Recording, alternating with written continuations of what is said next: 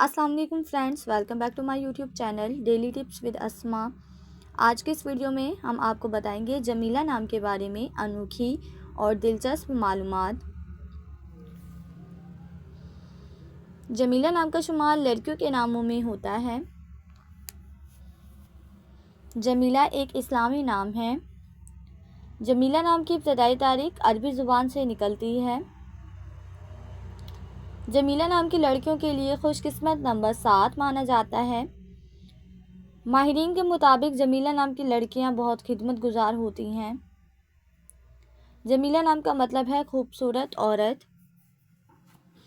जमीला नाम की लड़कियों के लिए खुशकिस्मत दिनों में मंगल और जुमेरात का दिन शामिल है। जमीला नाम के अफराद के लिए मुवाफिक रंगों में बनफशी और सुर्ख रंग शामिल है।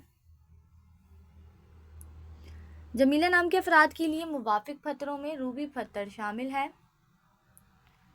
खुशकिस्मती वाली धातों में हिंसों के हिसाब से तांबा और लोहा शामिल है।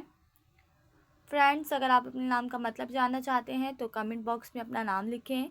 इंशाल्लाह हम आपके नाम की वीडियो ज़रूर बनाएंगे। Thanks for watching. अल्लाह हाफिज़।